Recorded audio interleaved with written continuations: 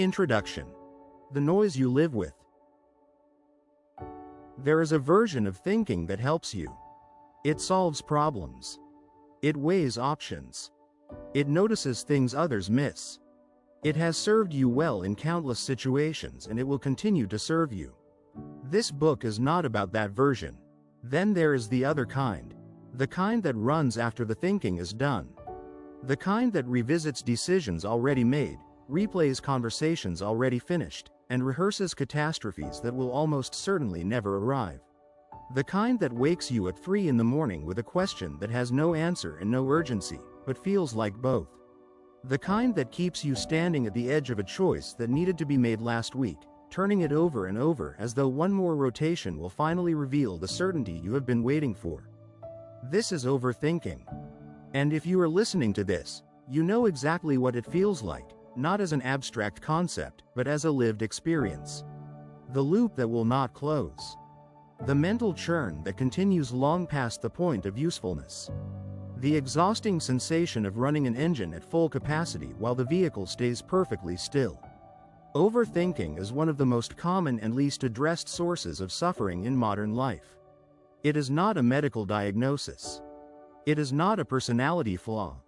It is a pattern, a learned, reinforced, deeply habitual way of relating to uncertainty that masquerades as diligence.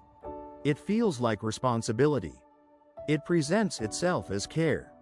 But it produces, in most cases, nothing but delay, anxiety, and a peculiar kind of mental fatigue that sleep does not fully fix. What makes overthinking particularly hard to address is that it disguises itself as virtue.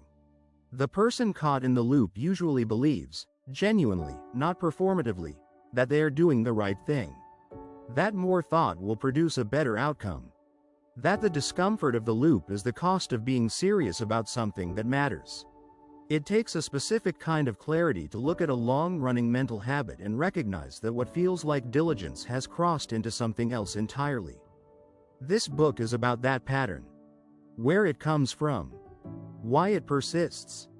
What it is actually protecting you from, underneath all the noise. And, most importantly, what you can do about it, not in theory, but in the actual moments when your mind starts doing the thing it always does. There is a life on the other side of overthinking that most people who struggle with it have never fully experienced as adults. A life where decisions get made and then lived with. Where uncertainty gets tolerated rather than endlessly interrogated. Where the mental energy currently consumed by loops and spirals gets redirected toward the things that actually matter. That life is not reserved for people with different brains or better circumstances. It is available to you. But it requires understanding the pattern clearly enough to interrupt it, and building, over time, a different relationship with the uncertainty that drives it. That is what this book is for. Before we begin, it is worth acknowledging that most people who struggle with overthinking have tried, many times and in many ways, to simply stop. They have given themselves firm internal instructions. They have tried distraction. They have tried talking themselves out of the loop. Some of these strategies work briefly. None of them work reliably. This book is not offering more strategies of the same kind. It is offering something more foundational. An understanding of why the pattern is the way it is, what it is actually doing, and what kinds of changes, structural, experiential, and gradual, actually reduce it over time. The goal is not to help you fight your mind. The goal is to help you understand it well enough that fighting it becomes unnecessary. Chapter 1. What overthinking actually is. Before you can address overthinking, you need to understand what it actually is, because most people misidentify it. They think it means thinking too much. It does not. Thinking a great deal about a problem is not the issue. Some problems deserve extensive thought. Complex decisions with long-lasting consequences should be turned over carefully. The person who thinks deeply about a major career change, a significant relationship commitment, or a difficult ethical question is not overthinking. They are being appropriately thorough. The amount of thinking is not the diagnostic criterion. The relationship between the thinking and the outcome is. Overthinking is something specific. It is the continuation of thinking after the point at which thinking becomes useful. It is the loop that runs after the relevant information has been gathered and processed. It is the mental activity that feels like it is working toward a decision or a solution, but is actually running on its own momentum, cycling through the same territory again and again without producing new insight.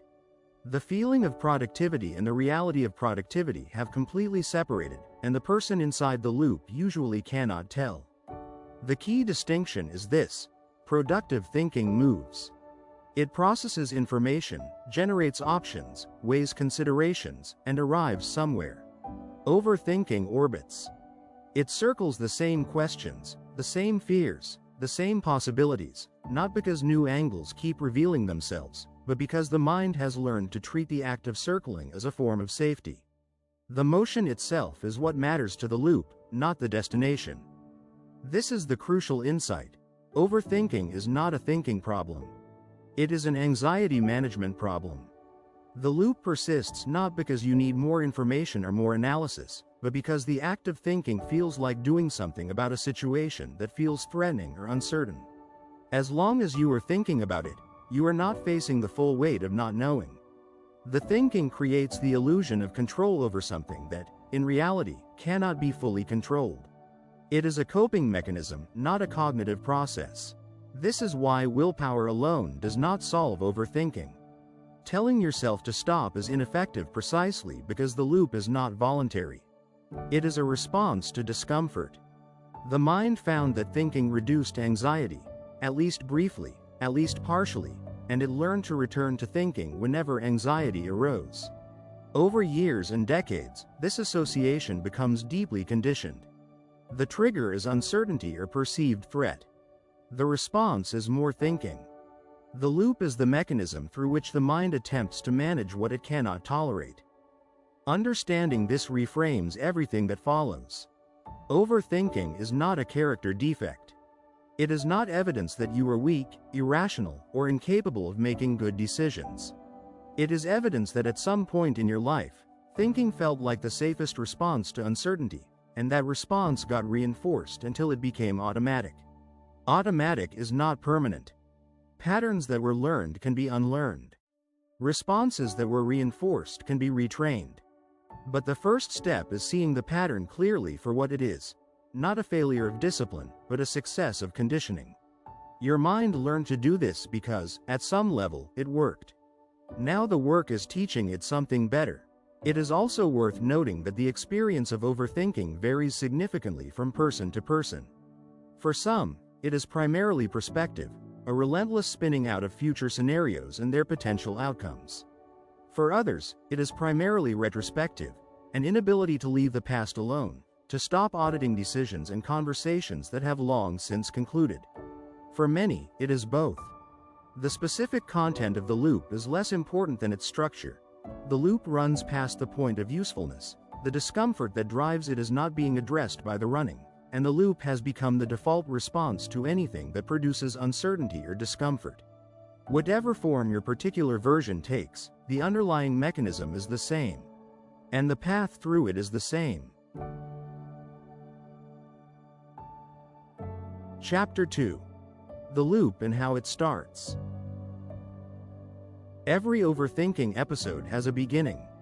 Understanding that beginning is one of the most practical things you can do, because loops are much easier to interrupt at the start than once they have been running for an hour. The loop begins with a trigger. A trigger is anything that generates a feeling of uncertainty, threat, or inadequacy, real or imagined. It might be an email with an ambiguous tone, a conversation that ended without the clarity you hoped for, a decision that needs to be made without all the information you would prefer to have, a future event that involves stakes you care about, a memory of something that went wrong, a comparison between where you were and where you believe you should be. Triggers are as varied as the situations that produce them, but they share a common feature. They land differently than ordinary events, with a weight that signals to the nervous system that something needs attention. The trigger produces discomfort. This is the key moment, the hinge on which everything else turns. The discomfort is usually not precisely about the content of the trigger.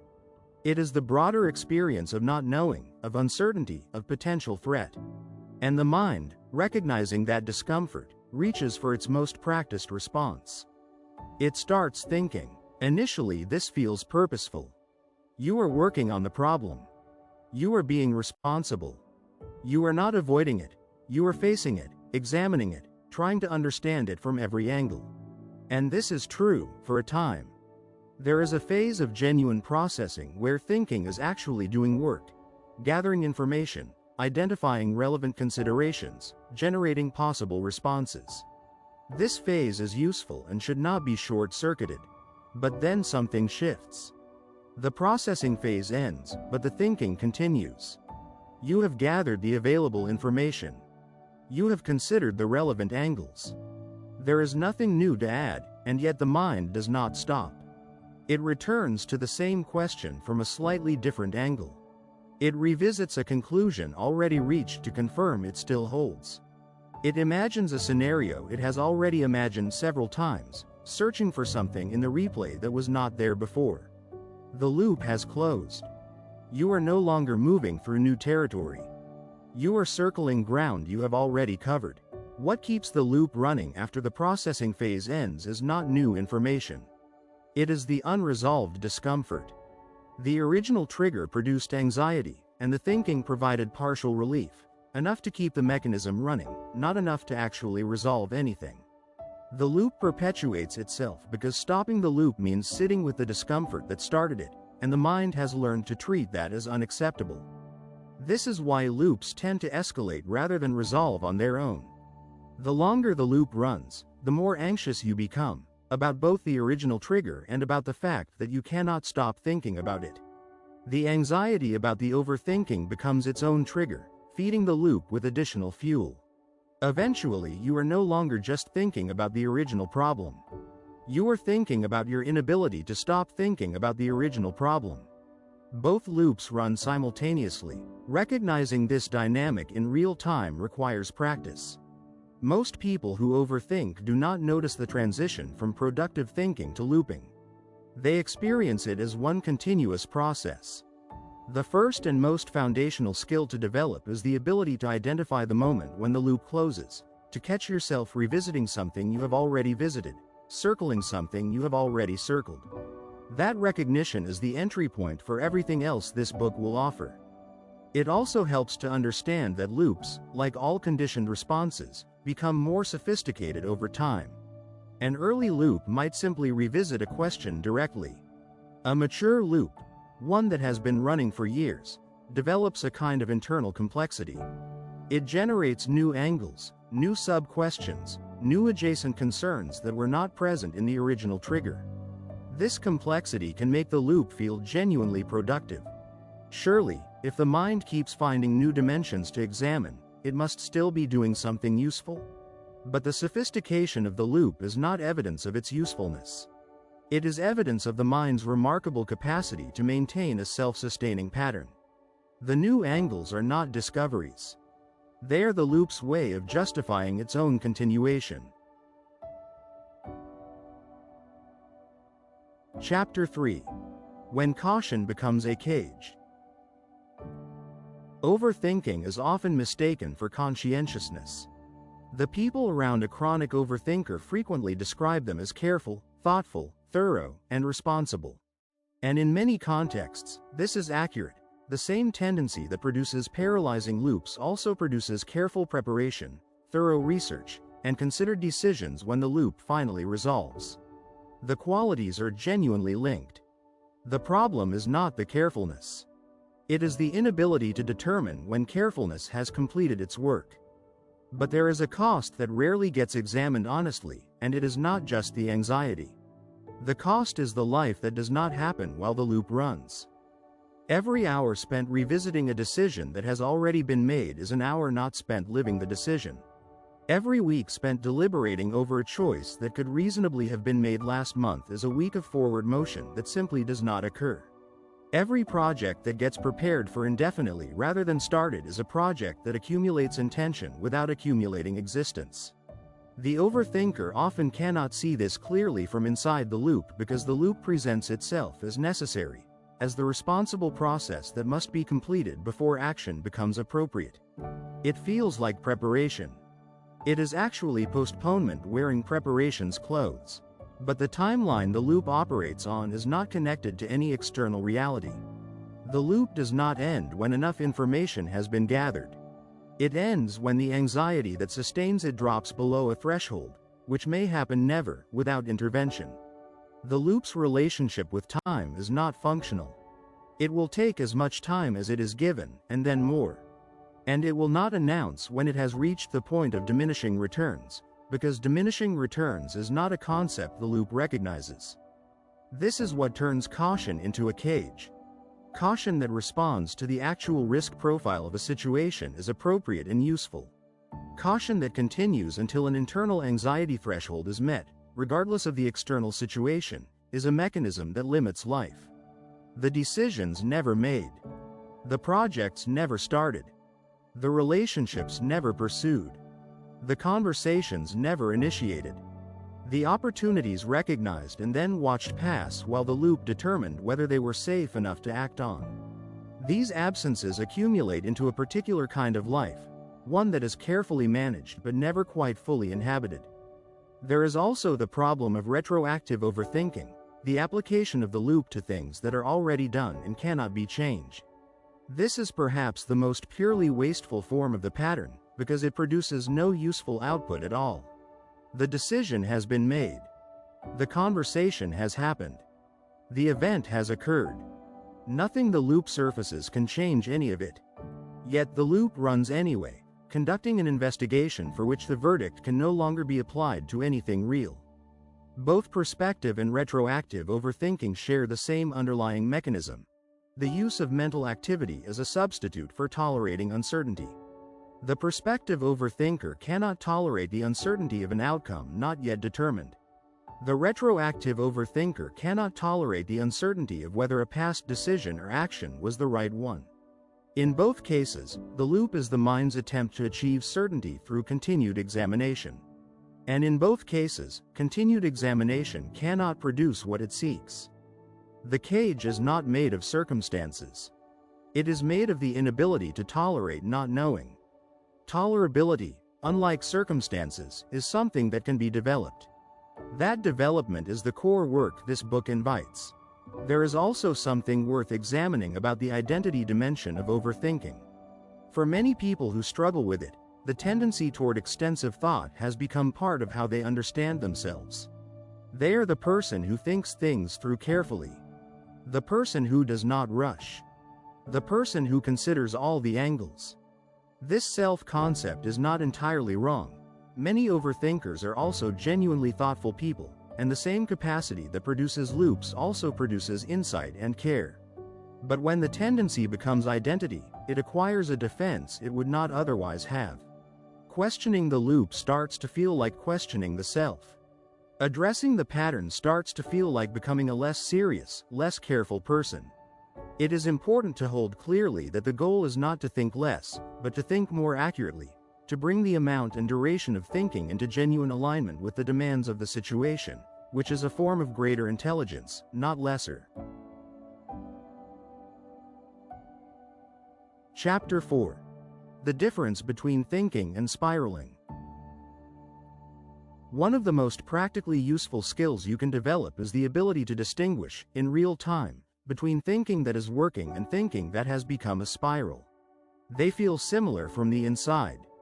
They feel like effort applied to a problem, like engagement with something that matters, like the responsible use of your mental capacity. But they do not produce the same outputs, and they do not respond to the same interventions. Thinking that is working has a quality of movement. You start somewhere and end somewhere meaningfully different. You consider a question and reach a conclusion, even if that conclusion is provisional and subject to revision. You examine a problem and generate options you did not have before you started thinking about it. You review a situation and distinguish what is relevant from what is not, what you can act on from what you cannot. There is a sense of progress, incremental, perhaps, and slow, but real. The thinking is extracting something useful: clarity, direction, understanding, a next step, a better question to ask. Spiraling has a different quality. It has the sensation of movement but not the reality of it. You think about the problem and arrive back where you started, or at a position so close to where you started that the difference is negligible. You consider the question and reach the same half-conclusion you reached 20 minutes ago, the same tentative position you have already occupied multiple times. You examine the situation and identify the same things you already identified, perhaps with minor variations in framing. The content shifts slightly with each pass, a new angle here, a slightly different emphasis there, but the destination is always the same. You're covering familiar ground because the mind needs to cover ground, not because there is anything new to find on it. There are practical markers that reliably distinguish the two. Thinking that is working tends to produce outputs: a decision, a list, a plan, a written account, a clearer articulation of a position. Something exists after the thinking that did not exist before. Spiraling tends to produce nothing tangible, just a vague sense of having been very busy, combined with increasing rather than decreasing anxiety about the original question. Thinking that is working tends to reduce emotional intensity over time as clarity increases. The more you understand a situation, the less threatening it tends to feel. Familiarity diminishes alarm. Spiraling tends to increase emotional intensity over time, because the loop is driven by anxiety, and the failure to resolve the loop, the continued return to the same uncertain territory, adds anxiety on top of anxiety. Thinking that is working has a natural endpoint. A point at which you have what you need and can stop, at least for now. The stopping feels earned rather than forced. Spiraling has no natural endpoint. It runs until something external interrupts it, a distraction, a conversation, an obligation that demands attention, not until it has completed a useful function. The practical value of developing this distinction is that it gives you a legitimate and rational basis for interrupting the spiral. If you genuinely believe you are still thinking productively, the instruction to stop feels irresponsible, like abandoning a task mid-completion. But if you can accurately recognize that you have transitioned from thinking to spiraling, that you are no longer extracting anything the previous passes did not extract, that the next pass will not produce anything the last 10 passes did not, then interrupting becomes not irresponsible but necessary. You are not abandoning an important cognitive task. You are recognizing that the task completed some time ago and what has been running since then is not thinking.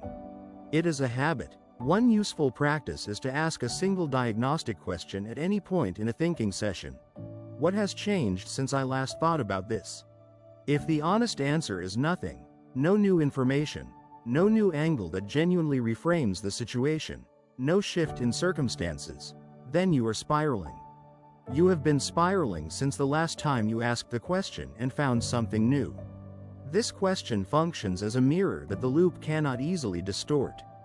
The loop is very good at generating a sense of movement and a feeling of engagement with something real.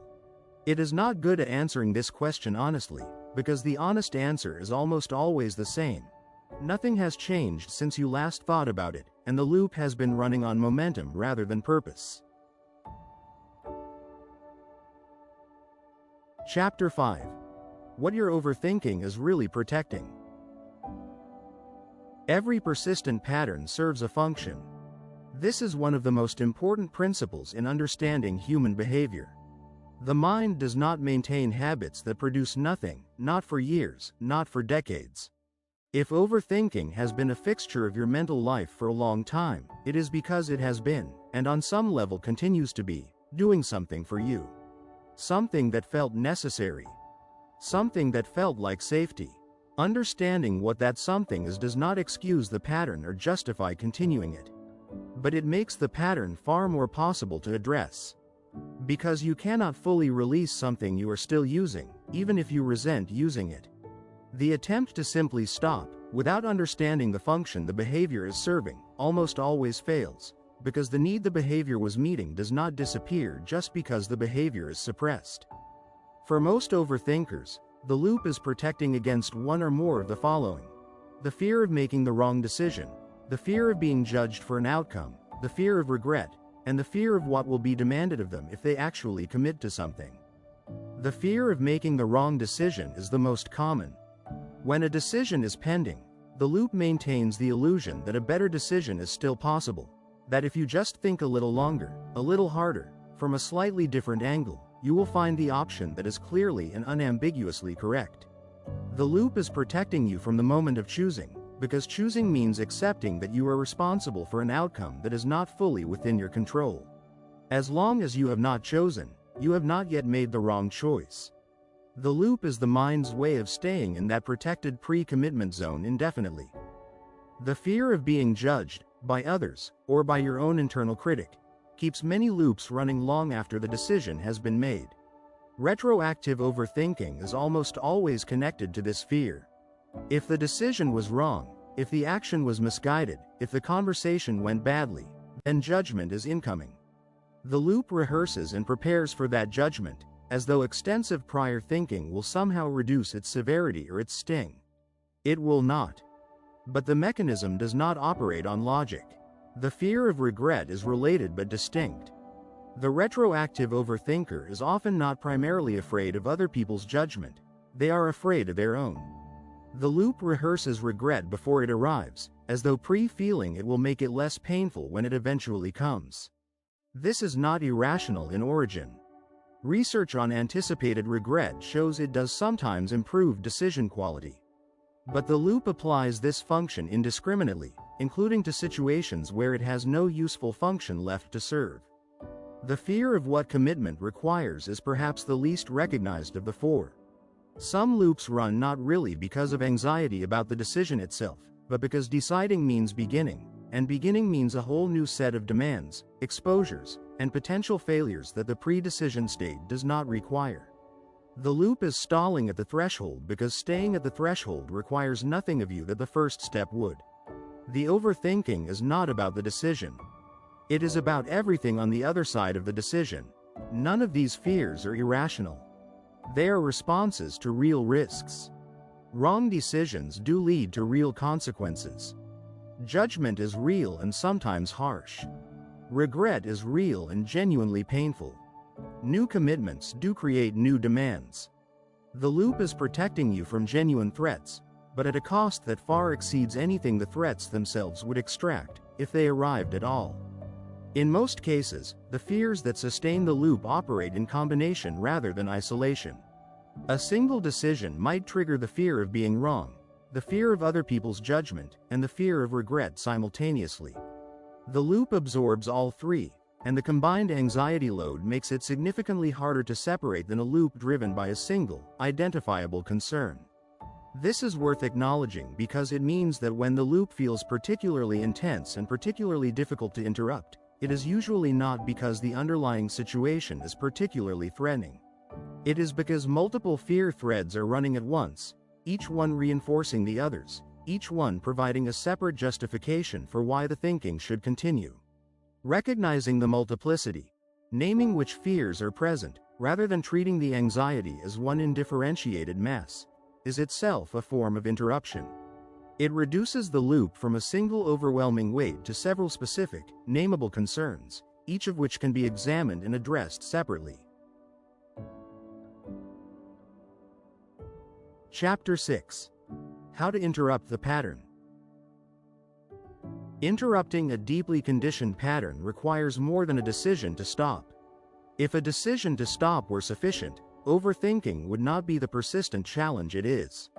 You have probably already decided to stop, many times. Perhaps many times this week. The decision alone does not stop the loop, because the loop is not responding to your decisions. It is responding to your anxiety. And anxiety does not care what you have decided. What interrupts the loop is not will, but pattern disruption. The loop runs on a track, and it needs certain conditions to maintain its momentum. When those conditions are deliberately altered, the loop loses its grip. The task is not to suppress the thinking. Suppression tends to intensify rather than reduce looping, a counterproductive effect that researchers call the rebound effect, but to change the conditions under which the thinking is occurring. The most reliable first intervention is physical. The overthinking loop runs most powerfully when the body is still and the mind is given nothing else to process. Movement disrupts this. Not because exercise is simply a distraction, though it can serve that function temporarily, but because physical engagement shifts the nervous system out of the activated state that sustains the loop. A walk, particularly in an outdoor environment, produces measurable and consistent reductions in rumination. This is not motivational folklore. It is replicated across numerous studies. The mechanism involves both the sensory engagement that an outdoor environment provides and the physiological shift that sustained movement produces in the stress response. The body stops signaling emergency. The mind loses the fuel that was keeping it running. The second intervention is externalization. The loop runs internally, in the relatively unstructured space of your own cognition, where it can regenerate the same content indefinitely because that content has no fixed form. Writing the loop's content down breaks the internal cycle by giving it external, visible, fixed form. When you write down what you are overthinking, not as a journaling exercise, not as a reflective practice, but as a literal transcript of what the loop is covering, two things happen. First, the content becomes fixed and bounded. You can see what the loop is actually working with, which is usually far less extensive and far less threatening than it feels from inside. Second, the loop loses the ability to regenerate the same content as though it were new, because the content is now visible on a page and clearly not new. It has already been examined. The ground has been mapped. The third intervention is what is sometimes called the scheduled worry window. Rather than attempting to eliminate the loop entirely through willpower, you designate a specific block of time, 15 to 20 minutes, at a specific point in the day, as the only time you permit yourself to engage with the overthought content. When the loop starts outside that time, you do not fight it and you do not give it what it wants. You redirect it, not now, but at the scheduled time. This works because it does not require the impossible, permanent suppression, but only the manageable, deferral. And when the scheduled time arrives, the urgency that seemed overwhelming in the moment is often significantly diminished. The loop frequently finds it has less to say when given a formal appointment than when showing up uninvited. None of these interventions eliminates the underlying tendency toward overthinking. They are practical tools for managing the active loop when it arises. The longer and deeper work, building a genuinely different relationship with the uncertainty that drives the loop, is what the remaining chapters address. There is a fourth intervention worth naming: other people. The overthinking loop runs in isolation, and isolation is one of the conditions it most needs to sustain itself. Sharing what you are looping on, not as an invitation for advice, but simply as a spoken account of what your mind has been doing, disrupts the internal cycle in several ways. The act of articulating it forces the content into linear language, which imposes structure that the internal loop does not have. Another person's response, even if it is simply acknowledgement, provides a relational reference point that the purely internal loop lacks. And the mild social regulation of being witnessed, the implicit understanding that you are seen by someone else who is not inside the loop, often reduces the anxiety that is fueling it. You do not need a therapist. You need someone who can listen without immediately problem-solving, without immediately reassuring, and without immediately dismissing. A person who can hear what the loop is doing and reflect it back. That kind of witness is one of the most underused tools available. Chapter 7. The Role of Certainty. At the bottom of almost every sustained overthinking pattern is a single, unexamined demand: the demand for certainty. The overthinker does not typically know they are making this demand. It does not feel like a demand. It feels like a reasonable expectation, the ordinary hope that the future will be predictable, that decisions can be clearly right or wrong before they are made, that sufficiently careful preparation can eliminate the risk of a bad outcome. It feels like what any sensible person would want, not like an unusually stringent requirement that life is structurally incapable of meeting.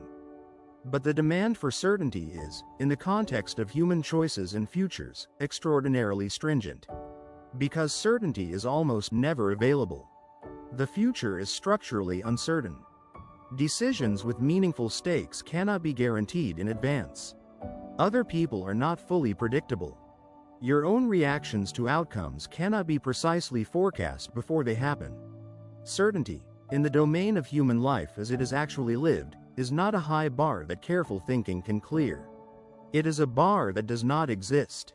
This is the relationship that lies at the root of chronic overthinking, an intolerance of uncertainty, combined with the belief, usually implicit, usually unexamined, that sufficient thinking can produce certainty.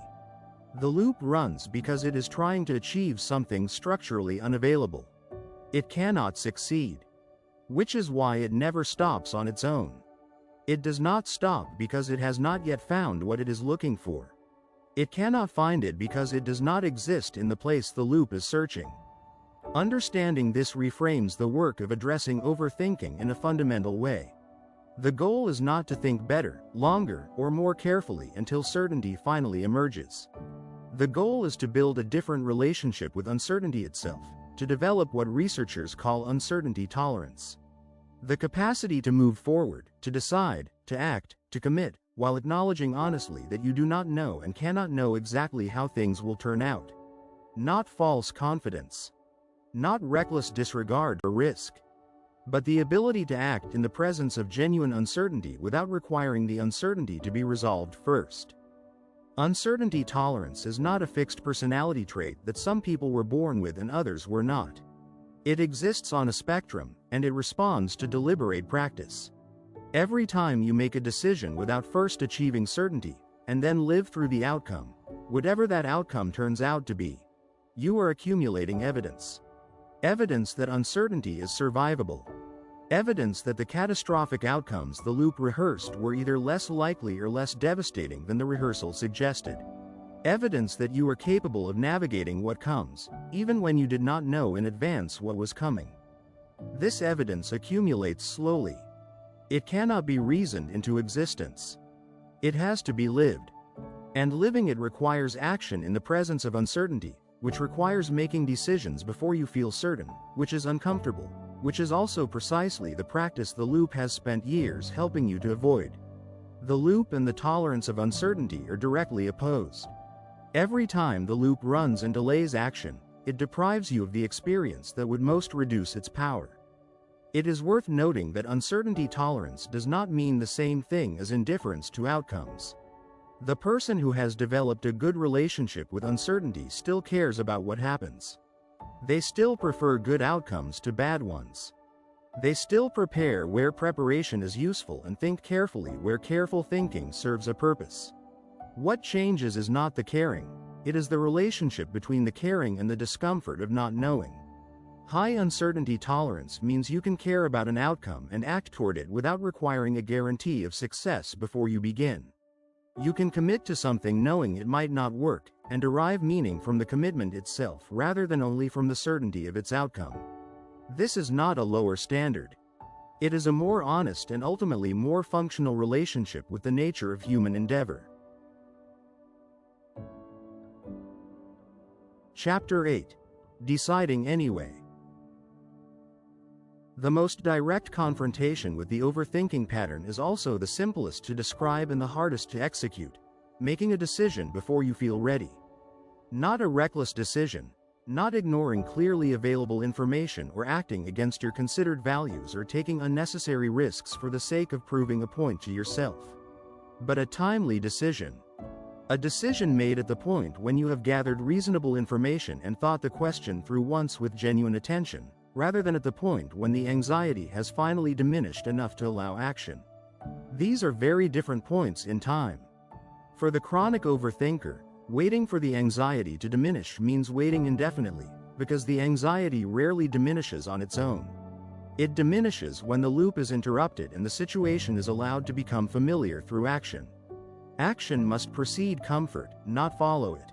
This is harder than it sounds because the experience of making a decision before you feel certain is genuinely uncomfortable. The discomfort is not a sign that the decision is wrong. It is the normal phenomenology of making a decision under conditions of uncertainty, which is the only conditions under which decisions about meaningful things are ever made. There is no other kind of meaningful decision. But for the chronic overthinker, that discomfort has been so consistently avoided, so reliably soothed by the return to the loop, that when it is finally faced, it feels like a signal. A warning. An indication that something is wrong, that more thought is needed, that this is not yet the right moment to act. It is not a signal.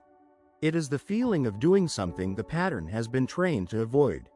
And the only way to learn that the feeling is not a reliable guide to the wisdom of the decision is to make decisions in its presence and observe what actually happens. The practical approach is to set a decision deadline. Not a vague intention to decide soon. Not a general commitment to acting when the time feels right. But a specific deadline. I will decide by Thursday at noon. Written down. Told to someone else if possible, because shared commitments have more force than private ones. And then you honor the deadline, not because you feel certain by Thursday at noon, but because you made a commitment to decide then, and the commitment to your own word is more reliable ground to act from than the feeling of certainty, which is not coming. Decision deadlines serve several important functions simultaneously. They limit the loop by removing the open-endedness that allows it to run indefinitely. They force a decision at a specific moment, which generates the experiential evidence that decisions made without full certainty are navigable. They shift the internal frame from waiting to be ready to making yourself ready by the agreed time, a subtle but significant difference in agency. Once the decision is made, the related and equally important practice is deliberate loop closure. The energy of the overthinking pattern often continues even after a decision has been made, cycling over whether the correct decision was reached, rehearsing the alternative choices, revisiting the reasoning. Deliberate loop closure means committing, explicitly and actively, to not revisiting the decision unless new information that was genuinely unavailable at the time of the decision becomes available. Not revisiting because doubt has arrived. Not revisiting because anxiety has returned. Only revisiting if the landscape has actually changed. This is not rigidity. It is the recognition that the loop, given permission to revisit, will revisit until it has undone the decision entirely. There is a phrase that some people find useful as a deliberate closure tool. The decision is made. Not I think the decision is probably right or I hope this works out. The decision is made. It is a statement of fact about the status of the process, not an assessment of the likelihood of success.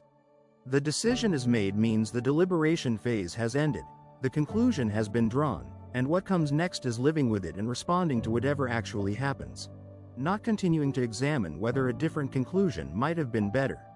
Used at the moment when the loop tries to reopen a closed decision, this phrase functions as a kind of internal boundary marker. It names the reality of the situation.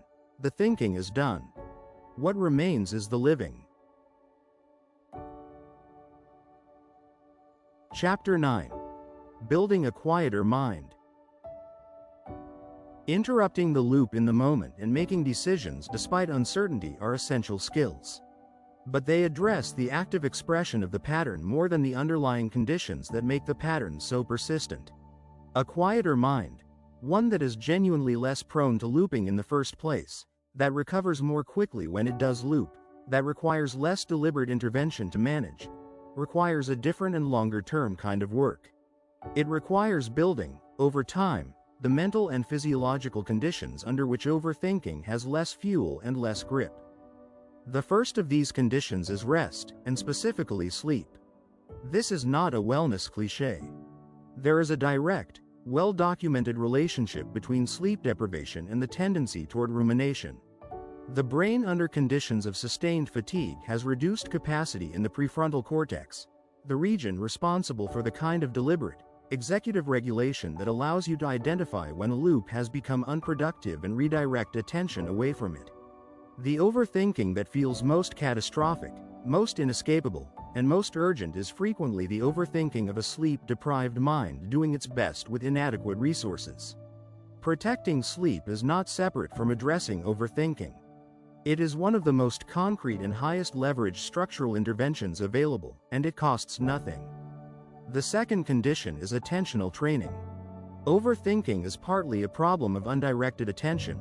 A mind that has not been practiced in deliberately placing and holding attention becomes more vulnerable to being captured by the loop's momentum. Any practice that involves intentional sustained focus builds the capacity to notice where attention has drifted and to redirect it deliberately. Meditative practice is the most extensively studied form, but it is not the only one. Any sustained engagement that requires deliberate attention, craft work, musical practice, certain forms of reading, focused physical activity, builds the same underlying capacity. The key element is intentional focus, not the specific form it takes. 10 to 15 minutes of deliberate attentional practice per day produces measurable changes in attentional control within weeks, and those changes reduce vulnerability to looping. The third condition is input management. The mind loops on content, and in the contemporary information environment, the volume of content that can trigger or sustain loops is effectively unlimited. News that emphasizes threat and uncertainty. Social media comparisons that trigger inadequacy. Escalating narratives of catastrophe and conflict that activate the threat response without providing any action it can take. All of this is loop fuel. Input management does not mean retreating from the world or practicing ignorance. It means being deliberate about the conditions under which you consume information, the timing, the volume, and the medium, particularly in the hours around sleep, when the nervous system is transitioning and most vulnerable to activation. The fourth condition is the cultivation of absorption. Genuine overthinking cannot operate when you are truly absorbed in something, engaged in a task or activity that demands sufficient attention that the loop cannot find a foothold. This state, sometimes called flow, is not a luxury or an escape. It is one of the most deeply restorative experiences available to a mind that spends significant energy on self-referential loops. The activities that produce absorption are highly individual, and they are worth identifying and protecting deliberately in your life. They are not treats to be earned after the work is done. They are part of the structural conditions that make everything else sustainable. A quieter mind is built slowly, through accumulated choices and practices, over months and years. It is not the result of a technique or a weekend of effort. But the architecture exists and responds to investment.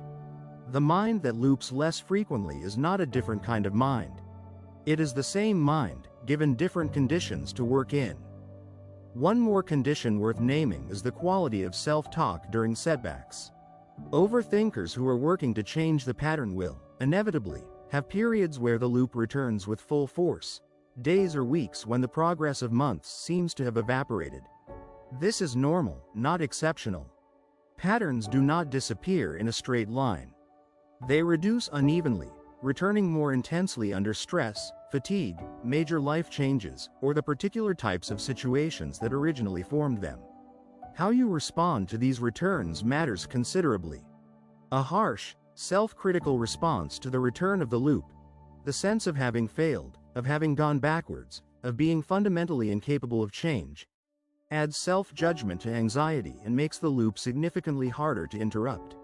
A compassionate, accurate response, recognizing that this is a difficult period, that the pattern has reduced significantly even if it is temporarily active, and that returning to the practices that have helped before is the appropriate next step, is both more accurate and more functional. You will need this gentleness with yourself. It is not indulgence. It is strategy. Chapter 10. The Life on the Other Side. It is worth spending time with what is actually available on the other side of a serious engagement with this pattern. Not as a motivational image, not as a perfect future state that you are promised if you follow the right steps, but as a realistic account of what genuinely changes when the loop no longer dominates, because for people who have lived with chronic overthinking, it can be genuinely difficult to imagine what the alternative looks and feels like in practice. The most immediate thing that changes is the experience of time. Overthinking consumes extraordinary amounts of it, not just the hours spent in active loops, but the background processing that occupies cognitive bandwidth even when you are technically doing something else. The overthinker at dinner is partly elsewhere, running a quiet secondary analysis. The overthinker in conversation is partly listening and partly processing something the conversation has triggered. People who have significantly reduced their tendency to loop consistently report a sense that there is more time in a day. Not that the calendar has changed. That the lived experience of a day contains more actual presence, more contact with what is actually happening, and less internal commentary about it. The second thing that changes is the relationship with decisions. They do not become easy. Meaningful decisions with real stakes are inherently difficult, and that does not change. But they become completable. There is a very different experience of living with a decision that has been made and closed versus a decision that has been made and immediately reopened for reconsideration. The first allows forward motion. The second creates a peculiar limbo, nominally decided but functionally still pending. As the pattern reduces, decisions begin to stick. You begin to accumulate evidence that you can decide things and those decisions can hold, that you are capable of navigating whatever outcomes follow, including difficult ones. The third change is in how you experience other people. Overthinking is largely a solitary occupation. It happens in your own head, often about your own concerns regarding what others think or feel or intend. As the internal volume decreases, relationships become more present. You hear what people are actually saying rather than processing it through a filter of what they might mean. You are less frequently partially absent in conversations because part of you is conducting a separate internal analysis. Presence, which can sound like an abstract good, turns out to be a concrete improvement in the quality of almost every interaction.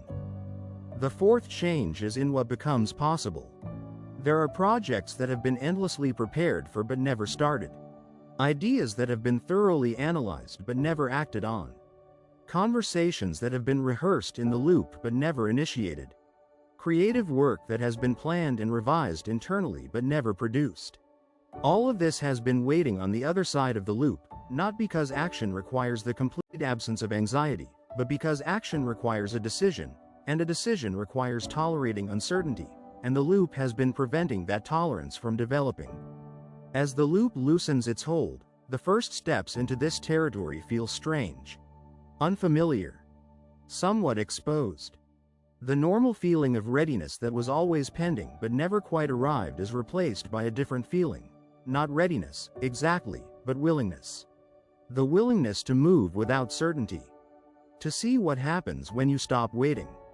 That willingness, over time, becomes its own kind of confidence, not the confidence of guaranteed success, but the confidence of a person who has learned, through accumulated experience, that they can handle what comes. There is also a quieter, less dramatic change that many people notice, and that is, in its own way, one of the most significant. The experience of being genuinely interested in something outside yourself. Chronic overthinking is, almost by definition, self-referential.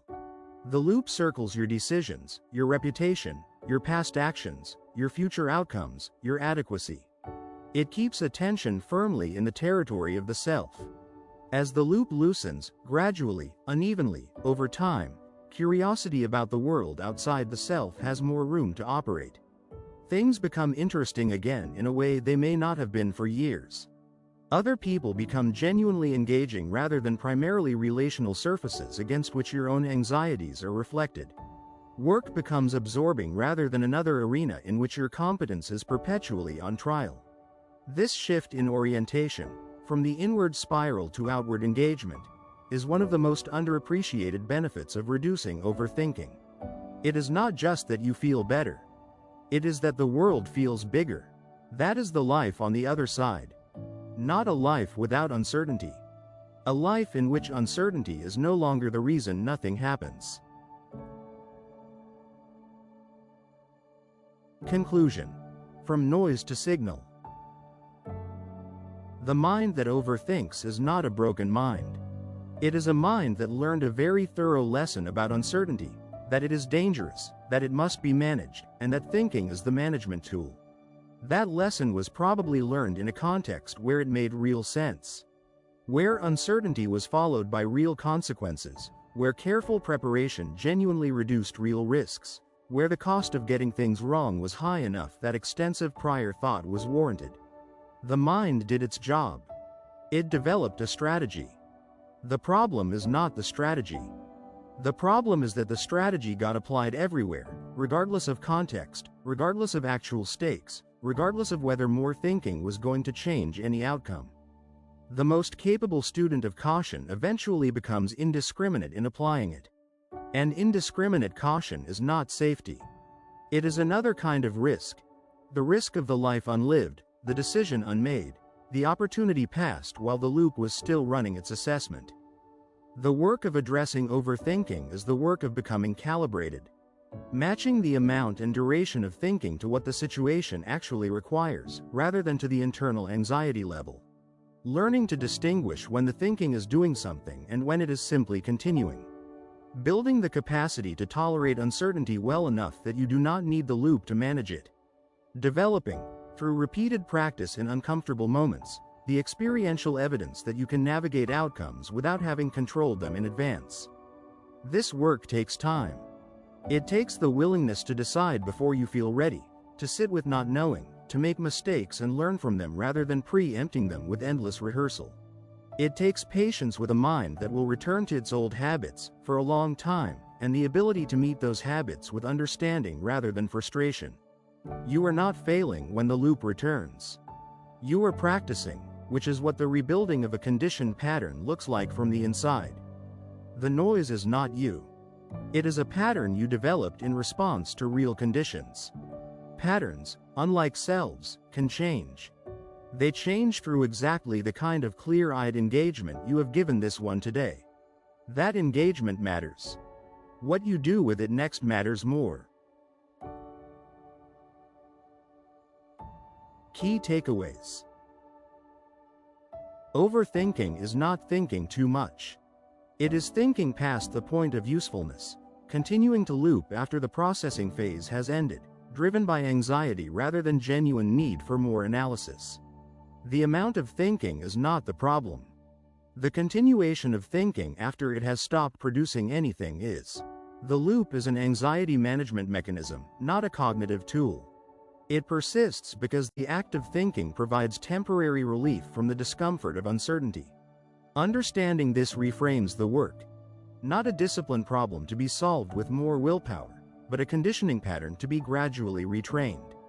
Overthinking turns caution into a cage.